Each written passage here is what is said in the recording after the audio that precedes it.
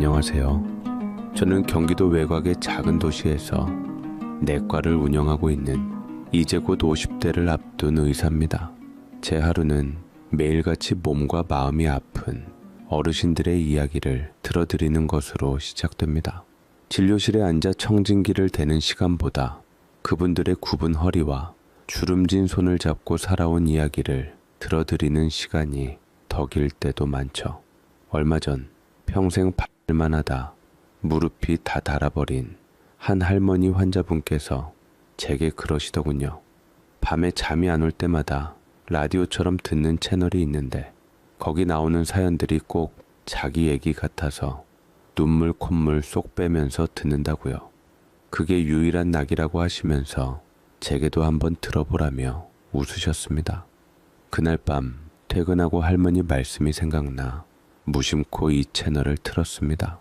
정말이지 세상의 모든 아픔과 슬픔이 그곳에 다 모여있는 것 같더군요. 한참을 넋놓고 듣다 보니 문득 제 가슴속 깊이 묻어두었던 이야기가 떠올랐습니다. 의사가 온 뒤에 숨겨두었던 저의 진짜 이야기 말입니다. 어릴 적 제 유년기는 가난했지만 부끄럽지 않았습니다. 오히려 온기로 가득했죠. 새벽 인력 시장에 나가시는 아버지의 거친 손이 제 볼을 스칠 때의 따스함, 시장 좌판에서 나무를 파시는 어머니가 제 손에 쥐어주시던 따끈한 찐빵의 온기. 저는 그 온기들을 먹고 자랐습니다.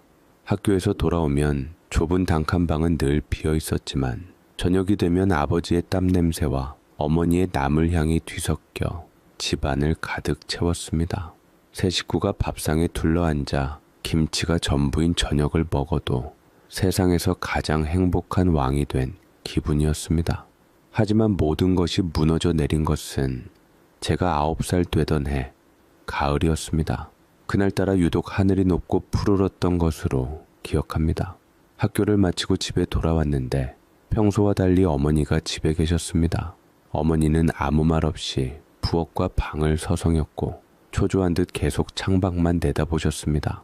저녁이 되어도 아버지는 돌아오지 않으셨습니다. 밤이 깊어지고 전화벨이 울렸습니다. 아버지의 걱정에 조심스럽게 수화기를 든 어머니의 어깨가 잘게 떨리기 시작했습니다. 뭐라고요? 애아빠가 어떻게 되었다고요? 어머니의 얼굴은 사색이 되었고 전화기 너머로 얘기를 얼추 들어보니 아버지는 공사 현장 5층에서 발을 헛디뎌 추락하셨다고 했습니다. 어머니는 저를 데리고 얼른 병원으로 향했고 병원 복도는 소독약 냄새로 코가 아릴 지경이었습니다. 하얀 시트 위 아버지의 얼굴은 온통 붕대로 감겨 있었습니다. 의사는 젊은 어머니의 어깨를 두드리며 말했습니다.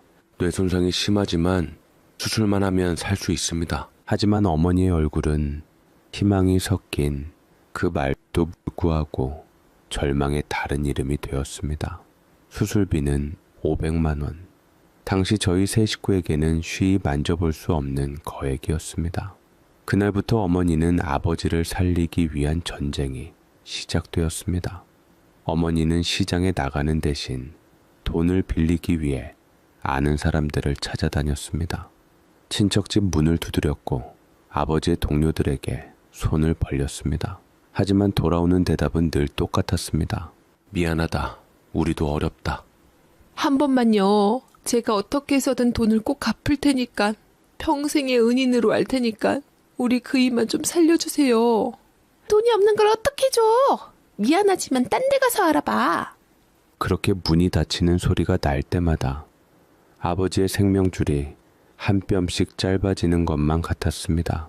저는 매일 하얀 병실을 지켰습니다.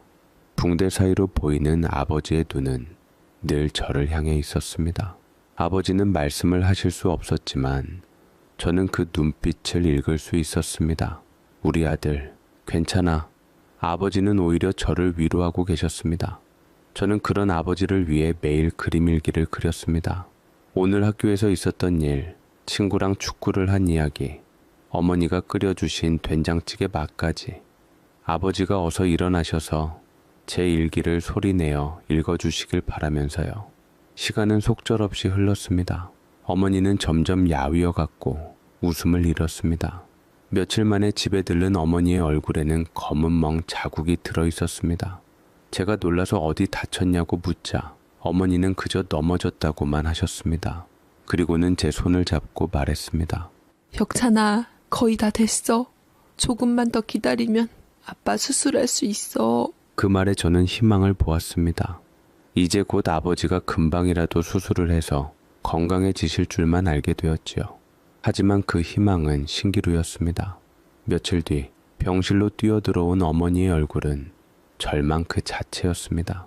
어머니는 아버지의 침대맡에 주저앉아 아무 말 없이 눈물만 뚝뚝 흘렸습니다. 그리고 그날 밤 아버지의 상태가 나빠졌습니다.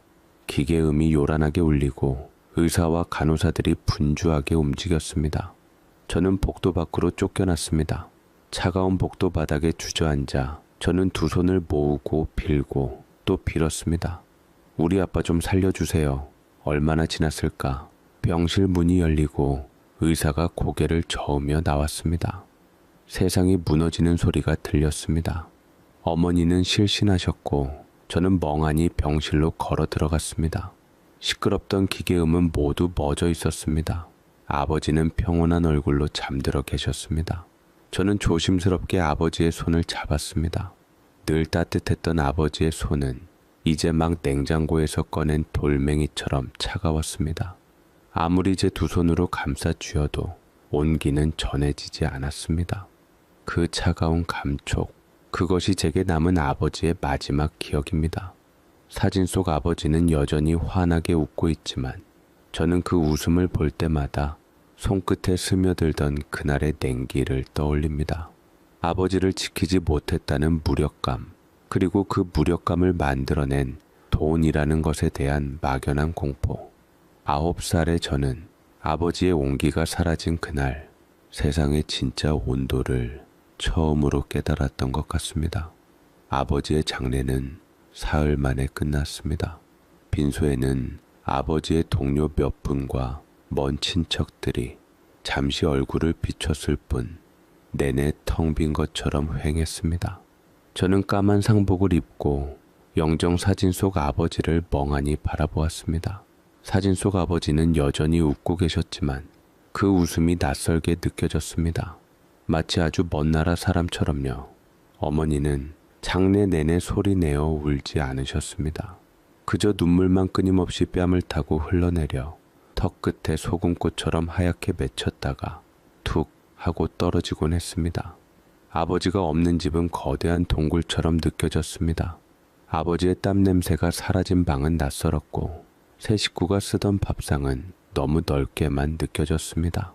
어머니는 다시 시장에 나가셨지만 예전처럼 나물을 팔지는 않으셨습니다. 시장 구석의 작은 식당에서 허드레일을 시작하셨죠. 새벽에 나가서 밤늦게 돌아오시는 날이 많아졌고 어머니와 저는 하루에 얼굴 한번 보기도 힘들어졌습니다. 가장 달라진 것은 어머니의 눈빛이었습니다. 예전의 따뜻함은 사라지고 늘 무언가에 쫓기는 듯 불안해 보였습니다. 밤에 잠결에 깨면 어머니는 방구석에 웅크리고 앉아 소리 없이 어깨를 들썩이고 계셨습니다. 저는 차마 다가가지 못하고 이불을 머리끝까지 뒤집어 쓴 채 잠든 척 어머니의 흐느낌을 들었습니다. 그 흐느낌은 마치 제 심장을 갉아먹는 벌레 소리 같았습니다. 그러던 어느 날 집에 친척들이 모였습니다. 아버지 장례식 때는 보이지 않던 얼굴들이었습니다. 그들은 마치 자기 집처럼 안방을 차지하고 앉아 저를 흑익거리며 어머니에게 무언가 속삭였습니다. 저는 방문 틈으로 그들의 대화를 엿들었습니다. 재수씨, 언제까지 이렇게 살 거야? 아직 젊은 사람이 애한테 발목 잡혀서 인생 망칠 셈이야? 그래, 애는 우리가 어떻게든 알아서 할 테니 형수님은 좋은 사람 만나서 새 출발해요. 그 말이 제 발목에 무거운 족쇄처럼 채워지는 기분이었습니다. 저는 아버지에게도 이제는 어머니에게도 짐이 되는 존재가 된 것 같았습니다. 어머니는 아무 대답 없이 고개만 숙이고 있었습니다. 그 침묵이 저를 더 불안하게 만들었습니다. 며칠 후 어머니는 제 손을 잡고 낯선 버스에 올랐습니다. 한참을 달려 도착한 곳은 제가 태어나서 처음 와보는 시골이었습니다. 버스 정류장에는 허리가 굽은 할머니 한 분이 우리를 기다리고 있었습니다. 제 외할머니였습니다. 외할머니의 집은 낡았지만 마당에는 빨간 고추가 탐스럽게 널려 있었습니다. 그날 저녁 어머니는 제 머리를 쓰다듬으며 말했습니다. 혁찬아, 엄마가 돈 많이 벌어서 아주 큰 집 사서 데리러 올게. 그때까지 할머니 말씀 잘 듣고 밥 잘 먹고 있어야 해. 알았지? 저는 아무 말 없이 고개만 끄덕였습니다. 어머니가 전날 밤 많이 우셨던지 눈이 퉁퉁 부어 있었습니다. 그리고 다음날 아침 잠에서 깨었을 때 어머니는 이미 떠나고 없었습니다. 머리맡에는 꼬깃꼬깃한 1,000원짜리 몇 장과 작은 과자 봉지가 놓여 있었습니다. 저는 그 과자를 끌어안고 한참을 울었습니다. 어머니가 금방 돌아올 것이라고 저는 굳게 믿었습니다. 하지만 어머니는 돌아오지 않았습니다. 할머니는 애타게 엄마를 기다리는 저를 다독여 주었지요. 엄마 그만 기다리자. 엄마는 엄마 인생이 있고 너는 네 인생이 있잖냐. 나중에 또 아냐. 엄마가 좋은 일이 생겨서 너를 다시 찾아올지. 그때까지 너는 열심히 공부하고 기다리면 되는 거야. 저는 할머니 말에 금세 눈물 한 바가지를 쏟을 것 같았지만 여기서 울면 정말로 엄마를 다시 못 볼 것 같아서 꾹 참았습니다. 그렇게 한 달이 지나고 계절이 바뀌었습니다. 저는 매일 버스가 들어오는 시간에 맞춰 습관적으로 동구 밖 정류장으로 나갔습니다. 혹시나 저 버스에서 어머니가 내리지 않을까 목을 빼고 기다렸습니다. 하지만 버스는 늘 낯선 사람들만 내려놓고 훌쩍 떠나버렸습니다. 그러던 어느 겨울날 외할머니는 밭에서 돌아와 제 앞에 앉으셨습니다. 그리고는 아주 힘겹게 입을 떼셨습니다. 혁찬아, 실은 네 엄마 재혼해서 아주 먼 곳으로 떠났다. 그러니 잊자. 다시는 이곳에 돌아올 수 없을 거야. 그게 무슨 말이에요, 할머니? 그럼 엄마가 재혼하기 위해서 날 버렸던 거예요? 새로 결혼할 사람이 나 싫다고 해서요? 어쩔 수 없잖니. 어느 남자가 남의 새끼를 자기 새끼처럼 잘 키워주겠니? 그럼 엄마가 재혼을 안 하면 되잖아요. 어떻게 자기 자식 버리고 재혼을 할 수가 있어요? 너희 엄마 아직 젊고 창창한데 그럼 너 하나 보고 어떻게 평생 혼자 살라고 할 수가 있겠니? 네가 엄마 인생 대신 살아줄 수 없는 것처럼 엄마도 네 인생 대신 살아줄 수 없다. 그 순간 제 안에 무언가가 툭 하고 끊어지는 소리가 났습니다. 버려졌구나. 아버지에 이어 어머니에게도 돈 벌어서 데리러 오겠다는 약속은 모두 거짓말이었습니다. 저는 그날 이후로 다시는 동구 밖 정류장에 나가지 않았습니다. 어머니를 기다리는 대신 마음속으로 어머니를 미워하기 시작했습니다. 아버지를 지키지 못하고 결국에는 저까지 버린 사람. 제게 어머니는 더 이상 그리움의 대상이 아니었습니다. 평생을 바쳐서라도 원망해야 할 그런 사람이 되어버렸습니다. 어머니가 떠난 자리는 외할머니의 주름진 손이 채워주셨습니다. 하지만 제 마음 한구석에는 누구도 채울 수 없는 커다란 구멍이 생겨버렸습니다. 그 구멍에서는 늘 차가운 바람이 불어왔고 저는 그 바람을 막기 위해 마음의 문을 굳게 닫아버렸습니다. 더 이상 누구에게도 상처받고 싶지 않았기 때문입니다. 9살의 저는 그렇게 세상과 나 사이에 보이지 않는 벽을 쌓기 시작했습니다. 어머니가 떠난 후 제 세상은 외할머니를 중심으로 돌아갔습니다. 할머니의 하루는 동이 트기 전 시작되어 별이 뜬 후에야 끝났습니다. 할머니는 낡고 삐걱거리는 손수레를 끌고 온 동네를 돌며 폐지와 고물을 주워 모으셨습니다. 그 손수레 바퀴가 굴러가는 소리는 제 삶의 시계 소리와도 같았습니다. 할머니의 손수레가 무거워지는 만큼 제 밥그릇에는 쌀이 채워졌고 낡은 옷 대신 새 옷이 생겼습니다. 저는 학교가 끝나면 이젠 엄마 대신 늘 할머니를 마중 나갔습니다. 언덕길에서 힘겹게 손수레를 끄는 할머니의 등을 밀어드리는 것이 제 가장 중요한 일이었습니다. 할머니의 등은 작고 굽어 있었지만 제게는 세상에서 가장 큰 산처럼 느껴졌습니다. 그 등에 기대면 어머니가 떠난 자리에 휑하게 불어오던 바람도 잠잠해지는 것 같았습니다. 할머니는 그 이후로 제게 단 한 번도 어머니에 대해 말하지 않으셨습니다. 마치 처음부터 그런 사람은 없었다는 듯이요. 저 역시 어머니 이야기를 입에 올리지 않았습니다. 할머니의 침묵은 어쩌보면 엄마나 저를 위한 배려라는 것을 알았기 때문입니다. 하지만 가끔 밤에 잠이 오지 않을 때면 엄마가 재혼해서 잘 살고 있을까? 내 생각은 한 번이라도 할까? 하는 생각이 꼬리에 꼬리를 물고 피어올랐습니다. 그럴 때마다 저는 일부러 어머니를 더 미워했습니다. 원망은 그리움을 잊게 해주는 가장 쉬운 방법이었으니까요. 그렇게 몇 번의 계절이 흐르고 제가 중학생이 되던 해 여름이었습니다. 유난히 비가 많이 내리던 장마철이었죠. 그날도 할머니는 궂은 날씨에도 불구하고 손수레를 끌고 나가셨습니다. 오후가 되자 빗줄기는 더욱 거세졌고 저는 불안한 마음에 우산을 들고 할머니를 찾아 나섰습니다. 그리고 저는 동네 어귀의 비탈길에서 믿을 수 없는 광경을 마주했습니다. 할머니의 손수레는 기렵 도랑에 처박혀 있었고 할머니는 그 옆에 쓰러져 신음하고 계셨습니다. 빗물에 쓸려 미끄러운 길에서 손수레와 함께 넘어지신 것이었습니다. 할머니! 저는 비명을 지르며 달려갔습니다. 할머니의 왼쪽 팔은 부자연스러운 각도로 꺾여 있었고 얼굴은 흙과 빗물로 범벅이 되어 있었습니다. 저는 울면서 할머니를 부축해 동네의 작은 의원으로 모시고 갔습니다. 의사는 엑스레이 사진을 한참 들여다보더니 팔뼈가 부러졌다고 했습니다. 수술을 해야 할지도 모른다고요. 그 말을 듣는 순간 제 심장이 쿵 하고 내려앉았습니다. 아버지의 병실에서 들었던 그 말과 너무나도 닮아 있었기 때문입니다. 아니나 다를까 할머니는 의사의 말을 듣자마자 자리에서 일어나려 하셨습니다. 아이고 선생님 괜찮습니다. 그냥 약이나 좀 주시오. 늙으니까 무슨 수술은. 이러다 팔 못 쓰게 돼요. 병원에 입원해서 제대로 치료받으셔야 합니다. 먹고 죽을 돈도 없습니다. 그 돈이 있음 우리 혁찬이를 위해 더 쓰고 말지요. 할머니의 단호한 한마디에 의사는 더 이상 아무 말도 하지 못했습니다.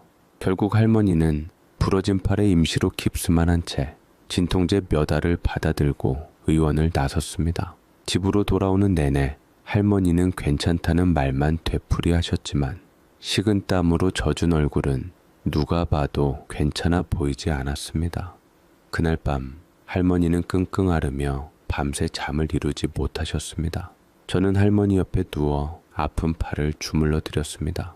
어둠 속에서 할머니의 거친 숨소리를 듣고 있자니 아버지의 마지막 모습이 자꾸만 겹쳐 보였습니다. 돈이 없어서 수술을 받지 못하고 차갑게 식어가던 아버지, 돈이 없어서 부러진 팔의 고통을 생으로 참아내고 있는 할머니, 지긋지긋한 가난은 또다시 제 소중한 사람을 아프게 하고 있었습니다. 저는 무력했습니다. 아버지가 떠났을 때처럼 9살 때와 마찬가지로 제가 할 수 있는 것은 아무것도 없었습니다. 그저 옆에서 지켜보며 함께 아파하는 것밖에는요. 그 순간 제 마음속에서 무언가 단단한 것이 움트기 시작했습니다. 분노와 슬픔이 뒤섞인 아주 뜨거운 감정이었습니다. 절대 돈 때문에 다시는 소중한 사람을 잃지 않을 거야. 할머니를 아버지처럼 또 잃을 순 없어. 돈이 없어서 소중한 사람을 떠나보내거나 그들의 고통을 외면하는 일은 2번 다시 겪고 싶지 않았습니다. 그러려면 힘이 필요했습니다.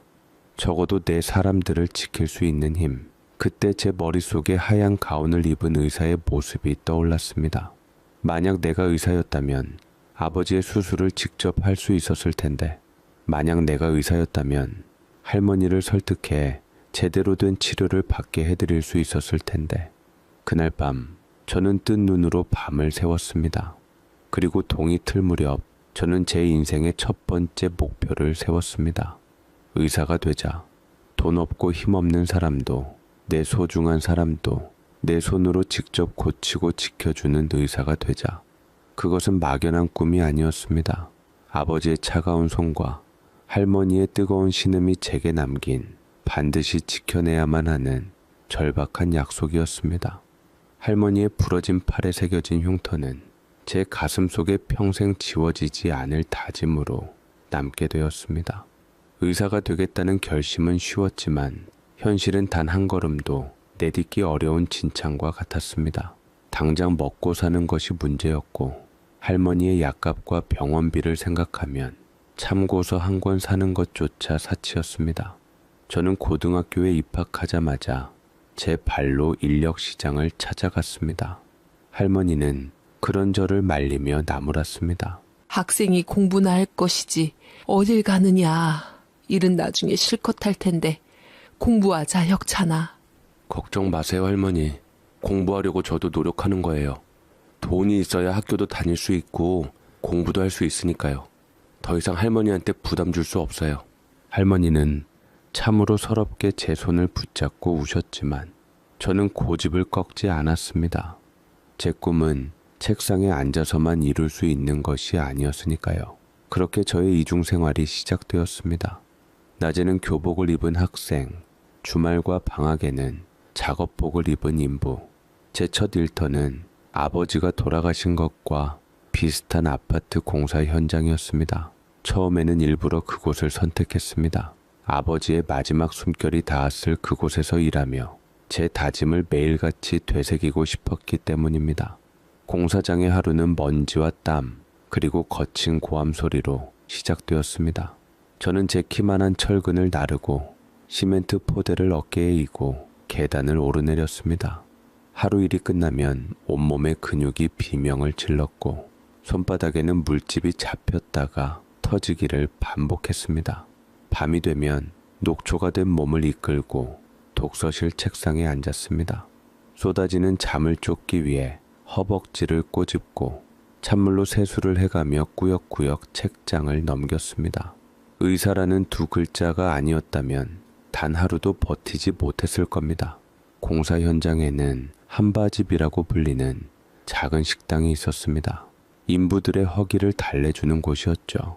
식당을 운영하는 아주머니는 늘 무뚝뚝한 표정으로 말없이 밥과 국을 퍼주셨습니다.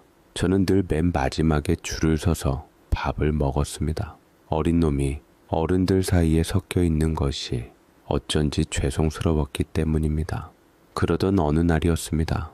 여느 때처럼 밥을 먹고 있는데 식당 아주머니가 제게 다가와 툭 하고 계란 프라이 하나를 식판 위에 올려주셨습니다. 다른 인부들의 식판에는 없는 것이었습니다. 제가 어리둥절해서 쳐다보자 아주머니는 아무 말 없이 돌아가 다른 테이블을 치우셨습니다.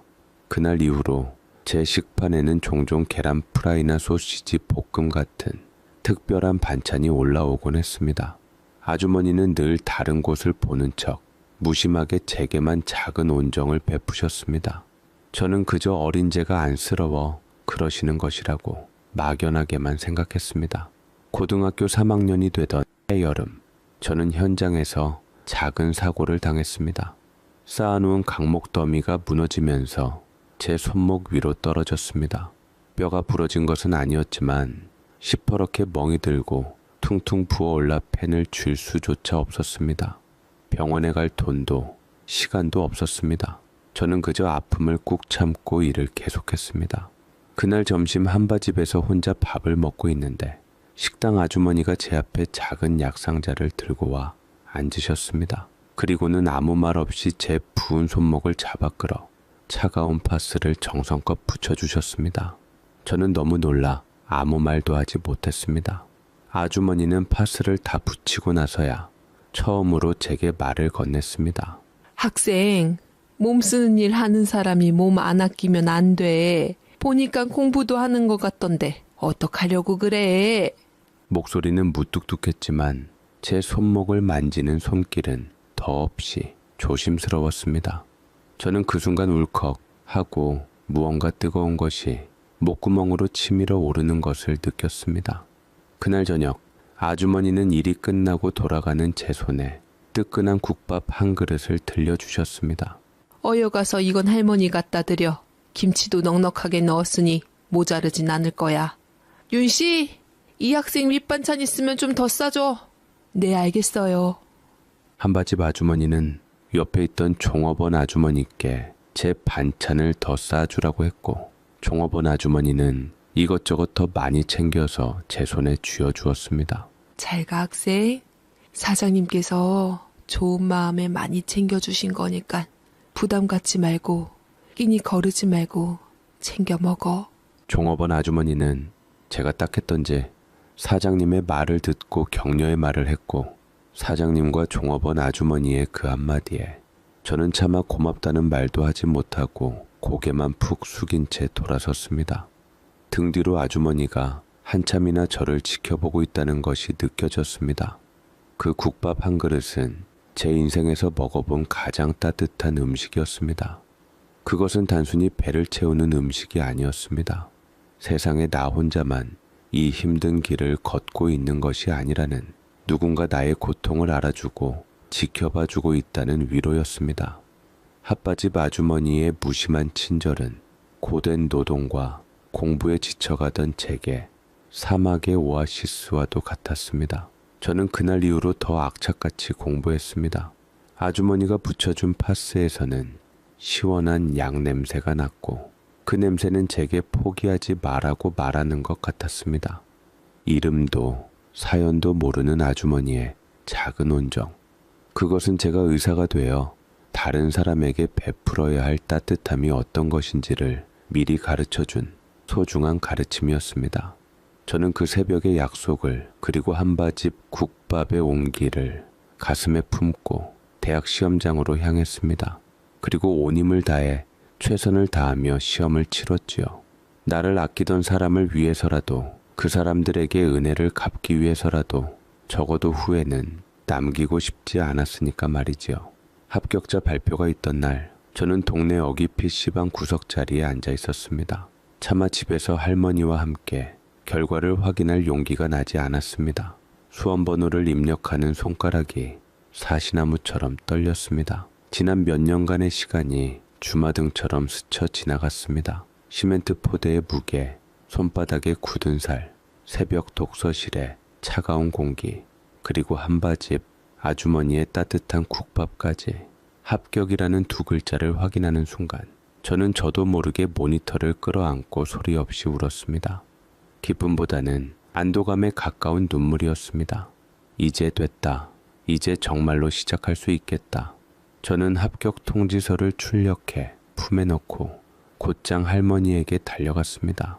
할머니는 마루에 앉아 콩을 고르고 계셨습니다.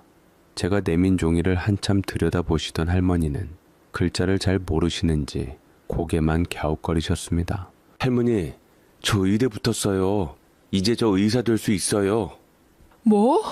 혁찬이 네가 의대에 붙었다고? 제 말이 끝나자마자 할머니의 거친 손에서 콩알들이 우수수 마루 아래로 쏟아졌습니다. 할머니는 아무 말 없이 제 얼굴과 합격 통지서를 번갈아 보시더니 이내 주름진 얼굴을 두 손으로 감싸쥐고 우셨습니다. 평생 제 앞에서는 단 한 번도 약한 모습을 보이지 않으셨던 할머니의 작은 어깨가 어린아이처럼 들썩였습니다. 저는 그런 할머니를 말없이 끌어안았습니다. 할머니의 눈물은 제 지난 고생을 전부 씻어주는 것만 같았습니다. 하지만 의대 생활은 참 생각보다 험난했고 또 다른 전쟁이었습니다. 산더미 같은 원서와 씨름하고 밤샘 실습을 밥 먹듯이 했습니다. 동기들은 부모님이 사주신 차를 몰고 다녔지만 저는 여전히 공사 현장과 과외 아르바이트를 전전하며 학비와 생활비를 벌어야 했습니다. 힘들지 않았다면 거짓말이겠지요. 하지만 저는 단 한 번도 제 처지를 비관하지 않았습니다. 제 손에 들린 메스가 언젠가 할머니의 아픈 허리를 고치고 아버지처럼 돈이 없어 죽어가는 사람들을 살릴 칼이라는 것을 알았기 때문입니다. 길고 긴 시간이 흘러 저는 마침내 의사 가운을 입게 되었습니다. 인턴과 레지던트 시절을 거치며 잠자는 시간까지 쪼개가며 배웠고 또 배웠습니다. 그리고 마침내 제 이름을 건 작은 병원을 열게 되었습니다. 제가 자란 동네에서 멀지 않은 낡고 오래된 상가 건물이었습니다. 제가 페이닥터로 일하지 않고 제 병원을 차린 것은 다 뜻이 있어서였습니다. 물론 화려한 개업식도 번듯한 화환도 없었습니다. 하지만 제게는 그 어떤 대형 병원보다 소중한 공간이었습니다. 병원 문을 연 첫날, 저는 아침 일찍 시골에 계신 할머니를 모시러 갔습니다. 할머니, 오늘 제 병원 첫 번째 환자는 할머니예요. 할머니는 손사래를 치며 괜찮다고 하셨지만 저는 억지로 할머니를 차에 태워 병원으로 모셨습니다.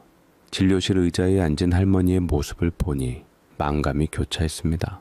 평생 남의 폐지를 주어 제 학비를 대셨던 할머니가 이제는 손자가 의사가 되어 당신의 몸을 살피는 환자가 되어 앉아 계셨습니다. 저는 조심스럽게 청진기를 할머니의 등에 대었습니다. 불규칙하고 거친 숨소리가 들려왔습니다. 평생 무거운 손수레를 끌었던 흔적이었습니다. 허리 엑스레이 사진 속에는 닳고 닳아 내려앉은 척추뼈들이 보였습니다. 저는 차마 사진을 끝까지 보지 못하고 고개를 돌렸습니다. 할머니의 몸 곳곳에는 저를 키우느라 새겨진 고통의 세월이 흉터처럼 남아 있었습니다. 진료를 마치고 저는 할머니의 손을 잡고 약속했습니다. 할머니, 이제부터는 제가 할머니의 손수레가 되어드릴게요. 더 이상 아픈 곳 참지 말고 매일같이 제 병원에 와서 치료 받으세요. 내가 미안해서 어떻게 그러니? 여기 남의 병원 아니고 제 병원이에요, 할머니. 얼마든지 편하실 때 드나들어도 괜찮다고요. 할머니는 제 말이 감동이셨던지 눈물을 훔치셨고 그저 고개를 끄덕이며 제 손등을 말없이 쓸어주셨습니다. 그날 이후 저는 제 병원에 작은 규칙 하나를 만들었습니다. 어르신 우선 진료실이라는 이름으로 70세 이상 어르신들의 진료비를 절반만 받기 시작했습니다. 돈이 없어 병원 문턱을 넘지 못하는 할머니, 할아버지들이 없었으면 하는 바람에서였습니다. 제게 의술은 돈을 버는 기술이 아니었습니다. 아버지의 차가운 손과 할머니의 아픈 등을 만지며 했던 제 자신과의 간절한 약속이었습니다. 그 약속을 지키는 것이 제가 의사가 된 유일한 이유였으니까요. 병원 간판에 새겨진 제 이름 석자가 그날따라 유난히 무겁고 성스럽게 느껴졌습니다. 병원은 조금씩 자리를 잡아갔습니다. 진료비 깎아주는 의사라는 입소문이 퍼지면서 병원은 매일같이 동네 어르신들의 사랑방이 되었습니다. 할머니는 이제 매일같이 병원에 출근 도장을 찍으셨습니다. 진료를 받으러 오시는 게 아니라 다른 할머니들과 함께 화투를 치거나 믹스커피를 마시며 시간을 보내셨죠. 저는 그런 할머니의 모습을 보는 것만으로도 배가 불렀습니다.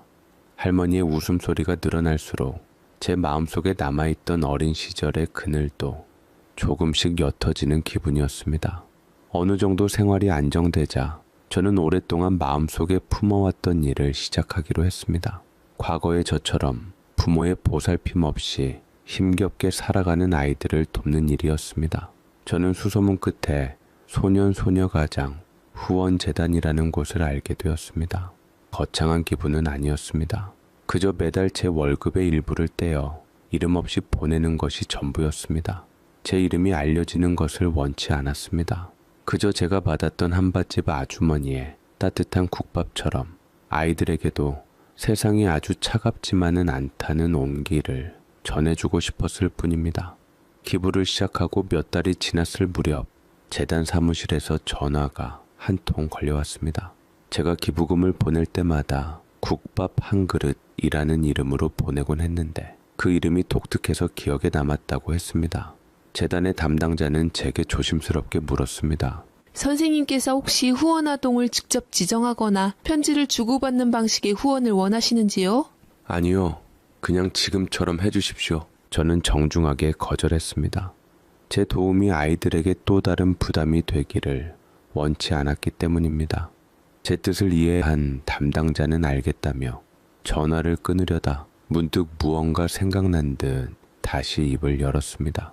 그런데 선생님, 참 신기한 일이 있네요. 선생님처럼 익명으로 또 지정 후원 없이 매달 꾸준히 기부하시는 분이 또 한 분 계시거든요. 저는 무심코 그러신가요? 하고 되물었습니다. 담당자는 마치 재미있는 이야기를 들려주듯 말을 이어갔습니다.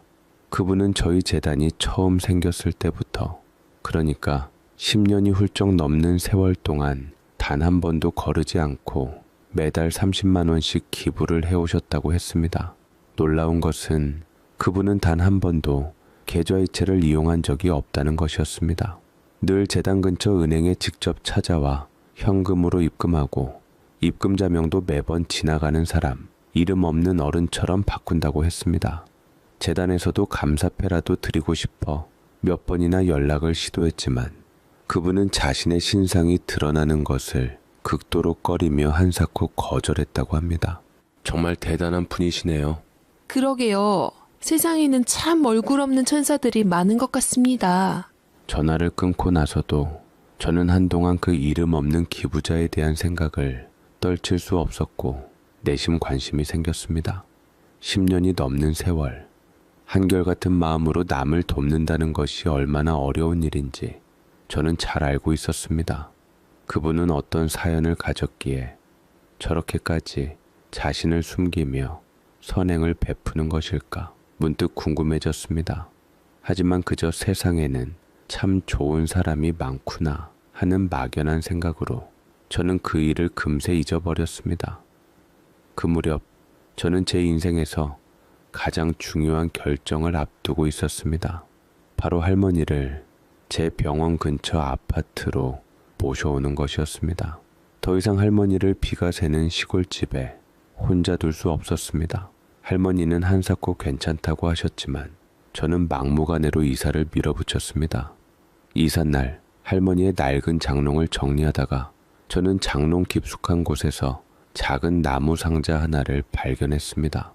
제가 어릴 적 가지고 놀던 구슬과 딱지가 들어있는 보물 상자였습니다. 상자를 열어보자 먼지 쌓인 잡동사니들 아래에 빛바랜 사진 한 장이 놓여 있었습니다. 9살의 저와 그런 저를 끌어안고 눈물 짓고 있는 젊은 날의 어머니 사진이었습니다. 어머니가 저를 외할머니 댁에 데려다 주던 날 버스 정류장에서 할머니가 찍어주신 사진이었습니다. 저는 그 사진을 본 기억이 없었습니다. 아마 할머니께서 저 몰래 간직하고 계셨던 모양입니다. 사진 속 어머니의 얼굴을 보자 잊었다고 생각했던 원망이 희미하게 피어올랐습니다. 하지만 예전처럼 가슴이 아프거나 하지는 않았습니다. 그저 이 사람도 어딘가에서 잘 살고 있겠지 하는 무감각한 생각이 들 뿐이었습니다. 저는 사진을 다시 상자 깊숙이 넣어두었습니다. 제게 어머니는 이제 그저 낡은 사진첩 속의 희미한 기억일 뿐이었습니다. 할머니와 함께 살기 시작하면서 제 삶은 완벽한 안정기에 접어들었습니다. 아침이면 할머니가 차려주신 따뜻한 밥을 먹고 출근했고 저녁이면 병원에서 있었던 소소한 일들을 할머니께 들려드리며 하루를 마무리했습니다. 제게는 더 이상 부러울 것이 없었습니다.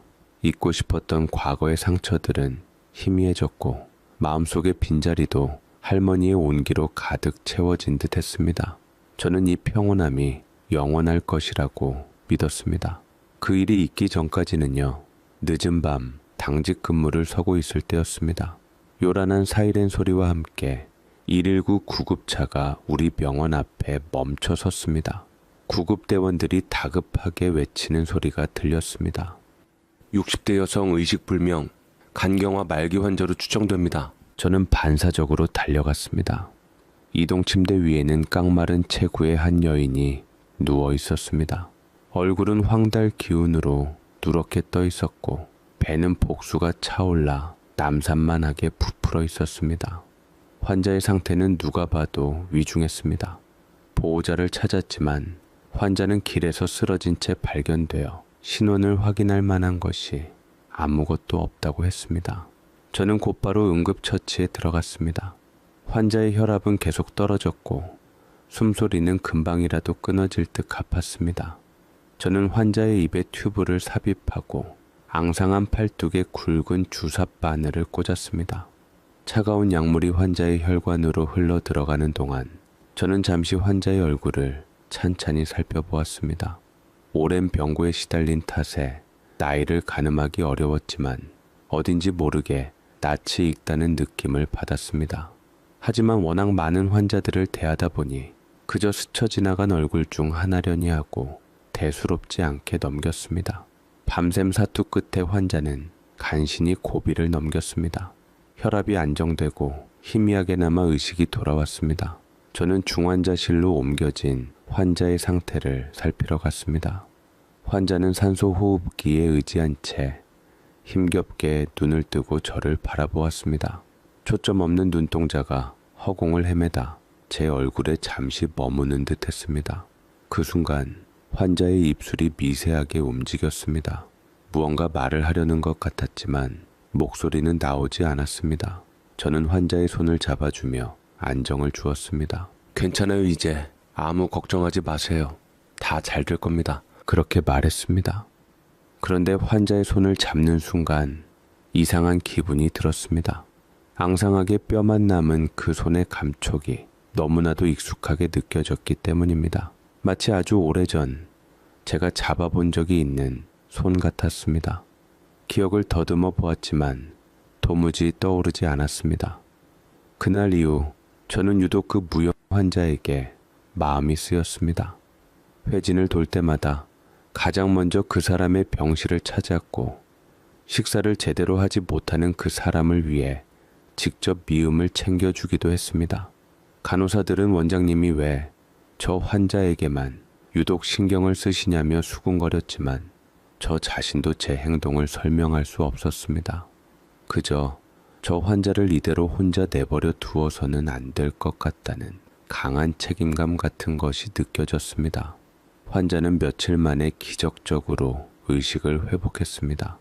하지만 오랜 시간 뇌에 산소 공급이 원활하지 않았던 탓인지 자신의 이름도 나이도 집 주소도 기억하지 못했습니다. 기억을 잃은 환자는 어린아이처럼 불안해하며 낡고해진 작은 가방 하나만을 잠시도 몸에서 떼어놓지 않았습니다. 그 가방 안에 자신의 기억을 찾을 단서라도 들어있는 것처럼요. 저는 환자의 기억을 되찾는 데 도움을 주기 위해 경찰에 신원 조회를 의뢰하고 환자의 소지품을 살펴보기로 했습니다. 환자는 처음에는 경계하며 가방을 내주지 않으려 했지만 제가 부드럽게 설득하자 마지못해 제게 가방을 건넸습니다. 가방 안에는 달아빠진 손수건 몇 장과 낡은 지갑 그리고 작은 통장 하나가 전부였습니다. 저는 무심코 통장을 펼쳐보았습니다. 그리고 그 안의 기록을 확인하는 순간 저는 온몸이 그대로 굳어버리는 것을 느꼈습니다. 통장은 아주 오래된 것이었습니다. 손때가 묻어 너덜너덜해진 표지에는 은행 이름조차 희미하게 발해 있었습니다. 저는 마른 침을 삼키며 조심스럽게 첫 장을 넘겼습니다. 입출금 내역이 빽빽하게 찍혀 있었습니다. 그런데 그 기록들이 이상했습니다. 통장에는 입금 기록이 거의 없었습니다. 대신 매달 25일이 되면 어김없이 30만 원이라는 금액이 출금되고 있었습니다. 출금된 돈이 보내진 곳은 단 한 곳, 소년소녀가장 후원재단. 심장이 발밑으로 쿵 하고 떨어지는 기분이었습니다. 며칠 전 재단 담당자와 통화하며 들었던 이름 없는 기부자의 이야기가 뇌리를 스치고 지나갔습니다. 10년이 넘는 세월 동안 매달 30만 원씩 한 번도 거르지 않고 설마 아닐 거야. 세상에 이런 우연이 있을 리가 없어. 저는 애써 고개를 저으며 부정했습니다. 하지만 제 눈은 이미 통장의 다음 장을 향하고 있었습니다. 거래 내역은 10년이 넘는 세월 동안 계속 이어지고 있었습니다. 통장의 잔고는 늘 아슬아슬했습니다. 식당 허드렛일, 공사장 잡부, 청소 용역, 간간히 찍혀있는 입금 내역 옆에는 그녀가 얼마나 고된 삶을 살아왔는지가 고스란히 적혀 있었습니다. 그 사람은 자신의 피와 땀을 쥐어짜 매달 어김없이 이름 모를 아이들을 위해 돈을 보냈던 것입니다. 저는 떨리는 손으로 통장의 맨 뒷장으로 넘겼습니다. 그곳에는 비닐 커버로 된 작은 수납 공간이 있었습니다. 그리고 그 비닐 커버 안에 무언가 네모난 것이 희미하게 비쳤습니다. 저는 심호흡을 하고 조심스럽게 그것을 꺼냈습니다. 빛바랜 흑백 사진 한 장.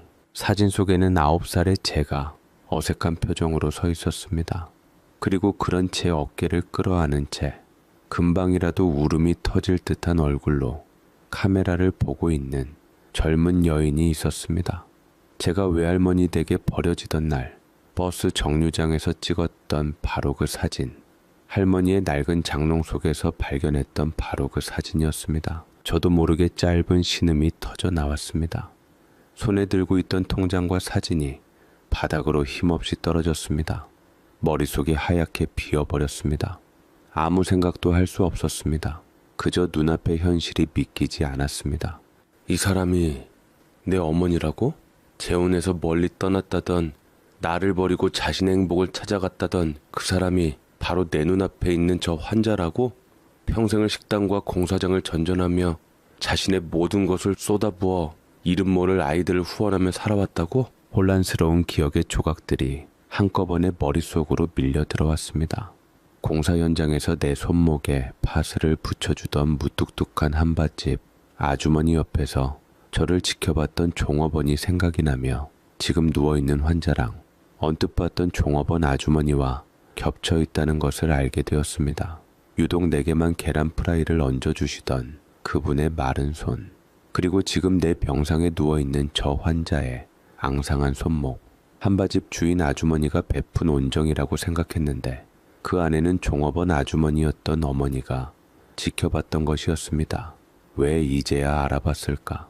세월의 풍패 얼굴은 변했지만 자식을 바라보던 그 눈빛과 손길만큼은 그대로였는데 왜 나는 단 한 번도 의심하지 못했을까? 저는 비틀거리며 병실로 달려갔습니다. 환자는 창밖을 멍하니 바라보고 있었습니다. 제가 들어서는 것을 보고는 희미하게 고개를 돌렸습니다. 저는 아무 말 없이 그녀의 침대 옆에 주저앉았습니다. 그리고는 바닥에서 주웠던 사진을 그녀의 눈앞에 내밀었습니다.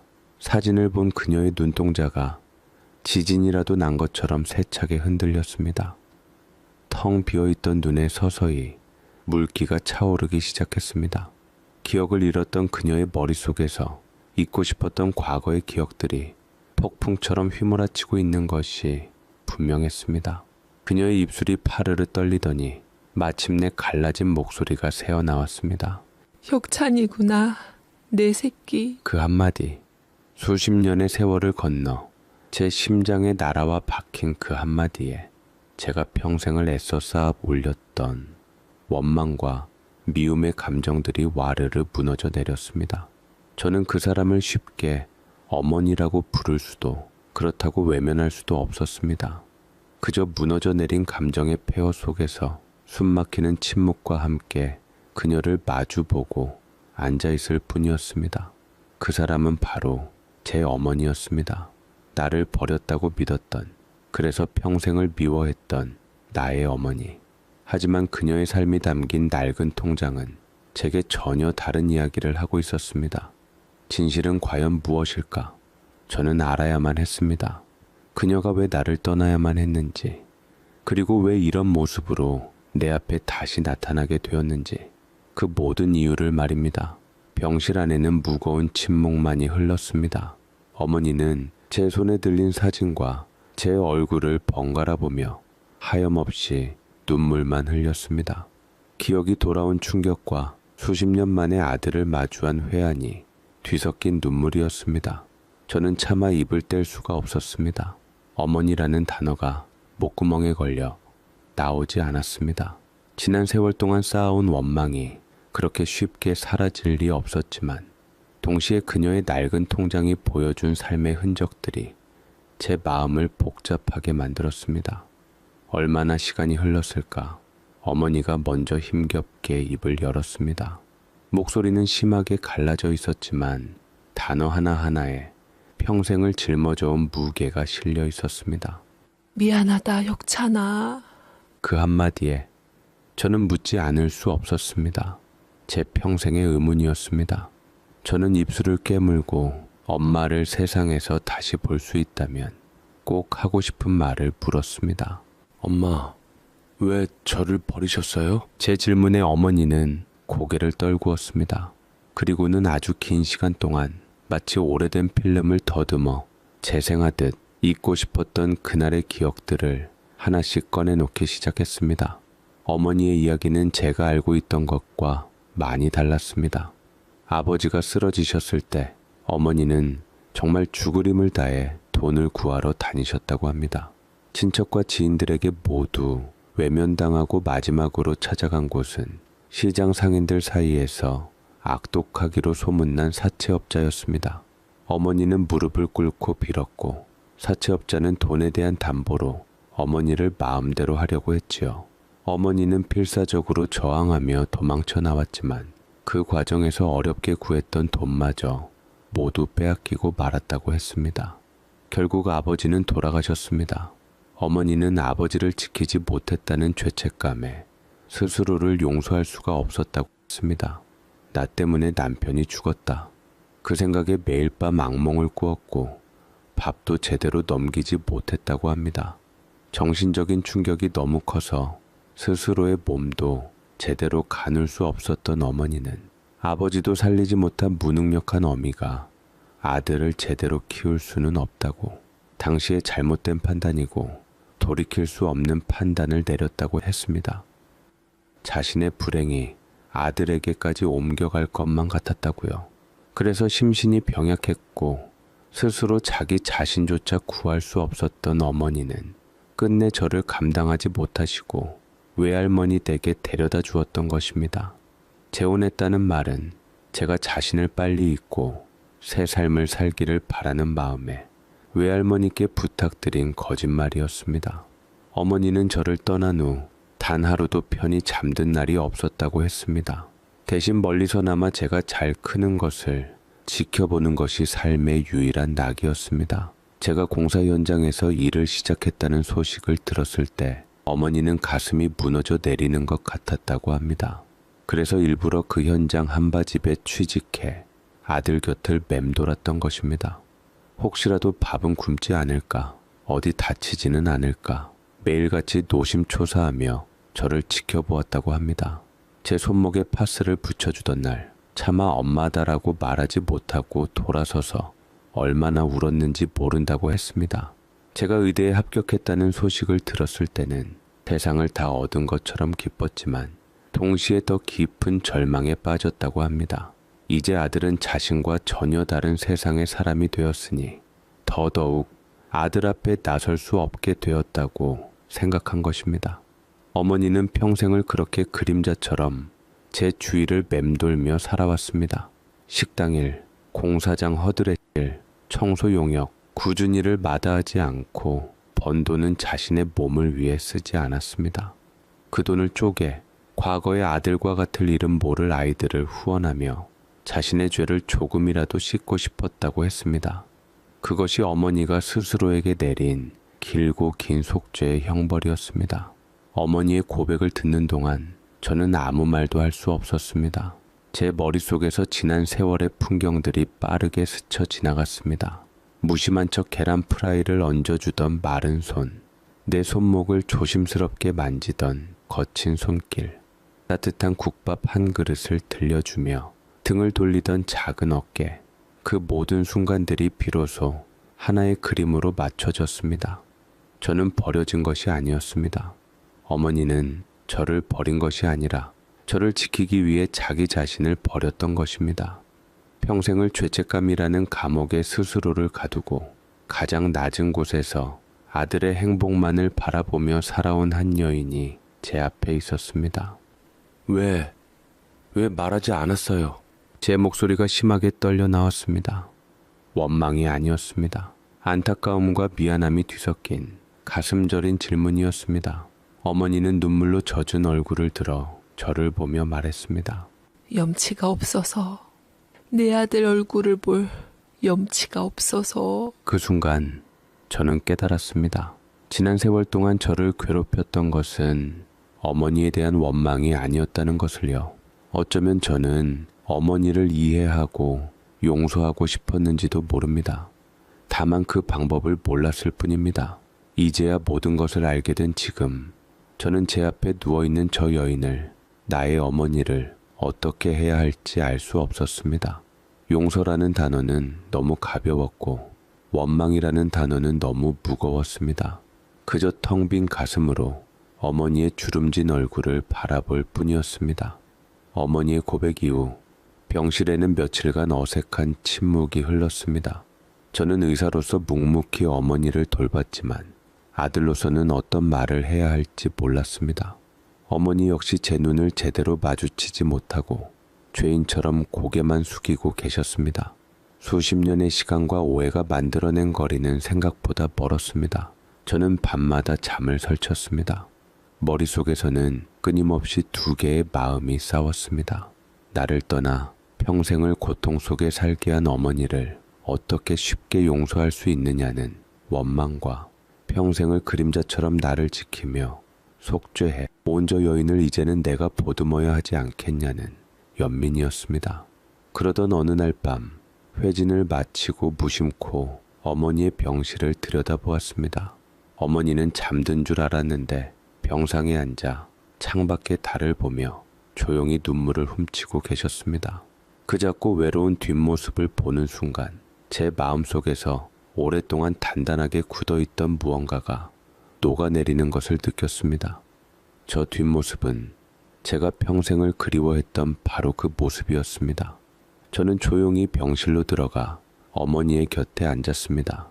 그리고는 처음으로 제 어린 시절의 이야기를 꺼냈습니다. 외할머니 댁에서 어머니를 기다리던 일, 할머니의 손수레를 밀어드리던 일, 그리고 의사가 되기로 결심했던 그날 밤의 이야기까지. 어머니는 아무 말 없이 제 이야기를 들으며 소리 없이 눈물만 흘렸습니다. 이야기를 마친 후 저는 어머니의 앙상한 손을 잡았습니다. 공사 현장에서 제 손목을 잡아주던 바로 그 손이었습니다. 어머니, 제가 떨리는 목소리로 그 단어를 입에 올리는 순간 어머니는 무너지듯 제 어깨에 기대어 오열하기 시작했습니다. 수십 년의 세월을 참아왔던 서름과 미안함이 한꺼번에 터져 나온 울음이었습니다. 저는 그런 어머니의 등을 가만히 쓸어주었습니다. 마치 어린 시절 할머니가 제 등을 쓸어주시던 것처럼요. 그 순간 저는 깨달았습니다. 용서는 누군가를 위한 것이 아니라 바로 나 자신을 위한 것이라는 것을요. 어머니를 미워했던 시간들은 결국 제 자신을 아프게 하는 시간이었습니다. 어머니의 간 상태는 생각보다 훨씬 심각했습니다. 약물 치료만으로는 한계가 있었습니다. 유일한 방법은 간 이식뿐이었습니다. 저는 망설이지 않았습니다. 조직 검사 결과 다행히 제 간은 어머니에게 이식하기에 적합했습니다. 수술 날짜가 잡히자 어머니는 제 손을 잡고 안 된다며 우셨습니다. 아들 몸에 칼을 댈 수 없다고, 차라리 이대로 죽는 게 낫다고 하셨습니다. 저는 그런 어머니를 보며 처음으로 환하게 웃어 보였습니다. 어머니, 9살 때는 제가 아무것도 할 수 없어서 아버지를 그냥 보내드려 했어요. 하지만 이젠 아니에요. 이번에는 제가 어머니를 지킬게요. 수술실로 들어가는 날 아침, 할머니가 병원으로 찾아오셨습니다. 할머니는 아무 말 없이 제 손과 어머니의 손을 차례로 꼭 잡아주셨습니다. 할머니의 주름진 눈가에는 이슬이 맺혀 있었습니다. 수십 년간 엇갈렸던 모자의 아픔을 할머니는 그저 침묵으로 지켜보고 위로해 주셨던 것입니다. 수술은 성공적으로 끝났습니다. 마취에서 깨어난 저는 제 옆 침대에 누워 평온하게 잠든 어머니의 얼굴을 보았습니다. 제 몸의 일부가 이제 어머니의 몸속에서 함께 숨쉬고 있었습니다. 우리는 비로소 몸과 마음으로 온전한 하나의 가족이 된 것입니다. 몇 달 후 어머니는 기적적으로 건강을 회복하셨습니다. 퇴원하시던 날, 저는 어머니와 함께 아버지의 묘소를 찾았습니다. 어머니는 묘비 앞에 한참을 서서 아무 말도 하지 못했습니다. 저는 어머니의 어깨를 감싸 안고 아버지의 사진을 향해 나지막이 말했습니다. 아버지, 이제 걱정하지 마세요. 제가 어머니 그리고 할머니까지 모두 지킬게요. 그 후 우리 세 식구의 삶은 완전히 달라졌습니다. 어머니는 더 이상 어두운 곳에 숨지 않으셨습니다. 제 병원 구내식당의 주방을 맡아 환자들에게 세상에서 가장 따뜻한 밥을 지어주기 시작했습니다. 할머니는 그런 어머니 곁에서 나무를 다듬으며 두 분은 마치 오랜 자매처럼 서로를 의지했습니다. 제 책상 위에는 이제 사진이 2개가 놓여 있습니다. 아버지와 함께 찍은 낡은 흑백 사진, 그리고 퇴원하던 날 병원 앞에서 어머니와 함께 찍은 새로운 컬러 사진. 저는 매일 아침 그 사진들을 보며 하루를 시작합니다. 사람의 몸에 난 상처는 시간이 지나면 아물어 흉터가 됩니다. 하지만 마음의 상처는 그렇지 않더군요. 제 마음속에는 여전히 아버지에 대한 그리움과 힘들었던 지난날의 흔적들이 남아 있습니다. 하지만 이제는 괜찮습니다. 그 흉터는 더 이상 제게 아픔이 아닙니다. 그 흉터가 있었기에 저는 다른 사람의 아픔을 더 깊이 이해하는 의사가 될 수 있었으니까요. 그리고 그 흉터 위에 이제는 세상에서 가장 소중한 가족이라는 꽃이 피어났으니까 말이지요. 제 사연 읽어주셔서 감사드립니다.